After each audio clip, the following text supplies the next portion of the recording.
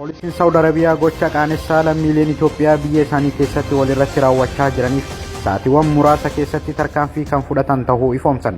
Gocha duudhaa aadaa amantaa fi safuu cabsee lammiileen Itoophiyaa Saawudii keessatti walirratti raawwachaa jiran biyyattii irratti dhiibbaa maqa balleessii kan geessisudha jechuun lammiileen eeyyama jireenyaa yookiin iqaamaa hin qabne walirratti tarkaanfiin isaan fudhachaa jiran yeroo muraasa keessatti namoota kana irratti tarkaanfii fudhachuun maqaa biyya teenyaa balleeffamaa jiru ni kabachiifna jechuun ajaja kan dabarsan yoo ta'u kunis sa'aatiiwwan harcaa'oo ta'an keessatti kan mirkanaa'udha jedhan. Tibba kana fiilmii Zagoot Laayif jedhu biyya ishee irratti hojjetameen kan Yooyaa shamarka fuunee kabajamtoota fi hordoftoota chaanaala Tsiggeen kan jedhamu jalatti argamtan akkam jirtanii annagaan qaba galata rabbii. Egaan kabajamtoota hordoftoota koo akkuma jalqaba irratti dhageessanii lammiin Itoophiyaawiin Saawud Arabiyaa keessatti egaa samoona kana gochi isaan gochaa turanii waan baay'ee takka nama jibbisiisu jechuudha dhala namaa irratti akkasuma immoo obboleessa isaan irratti dhiiga isaan irratti lammiidhuma tokko ta'anii osoo qooqa tokko dubbatanuu osoo waan jedhan wal dhaga'anuu akkasittiin wal miidhaa kan turanii haala suukanneessaadhaanii. Egaan kabajamtoota hordoftoota koo akkuma argaa turre jechuudha waan baay'ee takka nama gaddisiisu waan baay'ee takka miira namaa keessa galchuudha. Sababni jalqaba dubbii ta'ee ijoollee kana lamaanidha. Egaa kan miidhamaa ta'u ture akkasuma immoo kan wanti hundi irra gahaa ture kan dararamaa ture miskiinadha. Miskiina kan waa takka hin beekne hatta kan nama moobaayilii silkii qabatee hin beekne kaleessa dheengadda haadha isaa jalaa bahee rakkoo tiyyan jijjiirradha jedhee haadha koof abbaa kootiif hin dabarsa jedhee kan biyyaa bahee dhufedha kan rakkataa jiru. Rakkina meeqa keessa darbee rakkoos bal'oos keessa darbee dhufee as ga'ee asitti immoo obboleessa isaatiin kan namuma qooqa isaa dubbatu waan inni jedhu osoo irraa dhaga'anu obboleessa isaatiin asitti kan dararame jechuudha. Egaan akkuma beekamu amma kunoo mootummaan biyyattii yookiin immoo seerri biyya sanaa akka isaan bakka jiranitti qabamanii seera jala oolanidha kan jechaa jiranii. Ijoolleen kun ofuma isaaniitiif harka isaaniitii abiddatti of darbaa jiran jechuudha. Egaan lubbuu obboleessa isaanii amma fakkeenyaaf jechuudha. Ijoolleen isaan akkasitti gocha kana irratti raawwatan suni fayyaniis ijoolleen suni bakka isaan qabaniitoo jiran sanaayis bahanii fayyanis naman ta'ani jechuudha. Fayyanis naman ta'an jiraatanii garuu biyya lafaa kanarratti akka isaan rakkatanii akka isaan tasaaqqaqaniitoo jiraatan isaan taasisan. Sababni kana isaan taasise maalidha? Ijoolleen kun ofii isaaniitii balleessanii miti. Ofii isaaniitii wanta tokko godhanii miti. Ofii isaaniitii wanna isaan akkas taasisu tokko raawwatanii miti. Garuu osoo isaan miskiinnatii isaaniitiin jiranu osoo isaan jiruutii yan jijjiirradha jedhanuu asiif achi fiiganudha. Kun hundi kan isaan irratti raawwatame jechuudha.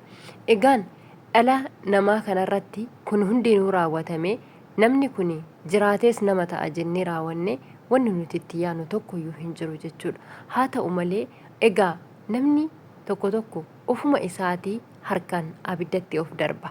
Kunoo egaa bakka isaan jiranitti akka qabamanii jedhanii raawwatanii biyyattiin akkasittiin seera baastee barbaadamaa jirani jechuudha ijoolleen kun. Egaan maal jettanii kana? Maal jettanii? Namni ofumaaf abiddatti of darba. Osoo obboleessa isaatii waan jedhan wal dhaga'anii yoo dubbatanis dubbiidhaan wal dhaga'anii yoo himatanillee wal himatanii too namni tokko isaanii dubbatee raawwatee isaan irraa kan dhaga'ee too isaaniif furmaata tokko kennutu jira. Osoo wal dhaggeeffatanii wal himatanii gara seeratiin gara abbaa amantaa takkaan yookiin immoo gara jaarsa nama guddaa tokkoon furmaata takka raawwatatanii jiraatanii kun hundinuu isaaniitiin dhufu jechuudha. Garuu amma isaanis karaa isaaniirraa jireenya isaaniirraa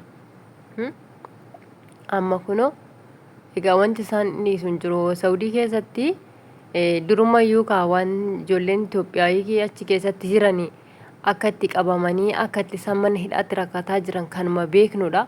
Garuu ijoolleen tun immoo ofuma ishiitii dhattee abiddatti of darbite jechuudha. Ani qabamuun isaanii oduma qabamanii jechuudha. Dhugaatuma amma arganii ammuma kana yoodoo qabamanii nan gaddisiisu. Sababni isaa maali? Hojiin isaan hojjetan hojii baay'ee fokkisaadha jechuudha. Obboleessa haadhoo isaanii miidhani, haadhoo isaanii dararani, waan hin fakkaanneen waan godhamuu hin qabne irratti raawwatani, waan ta'uu hin qabne irratti taasisani. Kanaafiyyuu ani itoo qabamanii waan takka nan gaddisiisan, waanuma takka nan gaddisiisan jechuudha. Sababni isaa hojiin isaan hojjetan baay'ee kan nama jibbisiisudha. Dhaloonni dugda duuba boru dhufaniyyuu maal isaan irraa baratu? Maal isaan irraa baratu? Isaanis immoo har'a kana godhanii boru maal akka isaan godhan maalitti beekna? Kara fuulduraatittuu wanta isaan godhan maalitti beekna? Har'a kan kana obboleessa isaan irratti muka goggogaa itti rakkisan. Dubbiidhaaf nama dhiba jechuudha. Dubbiidhaaf nama dhiba. Agam cakkanummaa, agam garajabummaa agamii akka qaban bismaa baay'ee takka nama zagannana. Baay'ee takka jechuudha. Kanaaf ana nan gaddisiisu. Hooma qabamaniyyuu nan gaddisiisu jechuudha. Nan gaddisiisu gonkumayyuu. Eenyumaafu warra Arsii warra maalii sanaa jechuudha. Nan gaddisiisan. Sababni isaa maali? Hojiin isaan hojjetan hojii baay'ee fokkisoodha. Obboleessa isaanii miidhani, obboleessa isaanii dararani, haala suukanneessadhaan. Kanaafiyyuu isayyuu immoo jechuudha. Amma bar namni iyyuu taa'ee jaarsi taa'ee bahee araaramaa dhiifama waliin jedhaa. Biyya dhiifama gaafadhaa, saba dhiifama gaafadhaa hodhaniin gangana achi asee kan miskiina dararanirra kan achi asee wantoota darbe himatan tuna ajaa'ibaa jira bara. Kan wantoota darbe gana achi asee isaan himatan isadha jechuudha kan na ajaa'ibaa jiru. Miskiina kan dararan kan waa meeqa irratti raawwatan du'aaf jireenya hanqisanii kan jiran dhiisanii ganaa akkas naan jettee birrii na nyaattee maal taatee naa hiruu diddee maali miskiinni kan akkasittiin intini ta'ee jiru isaan itti mul'ataan jiru. Laakiin rabbi nagaa nuuf haa buusu. Garuu ani har'as borus ta'e ijoolleen kun osoo qabamanii tasumayyuu ana nan gaddisiisan jechuudha. Nan gaddisiisan dhugaa dubbachuudhaaf yoo ta'e. Sababni isaa isaan borus kan kana caaludha kan isaan godhan. Har'a kana kuni xiqqaa miti kuni xiqqaadha jechuudha osoo hin taane boruma kan kanaan daran caaludha. Kan kanaan daran caalus wanti jiru jira jedhee hin yaadu. Hin jira yoo ta'e immoo isaan raawwachuun isaanii nafu inuma raawwatu. Akkasiin jedhaa kabajamtoota hordoftoota koo namoonni haaraan akka carraa garsaanaa ala kanaa dhuftan sabiskiraayib gochuudhaan maatii keenya ta'aadha.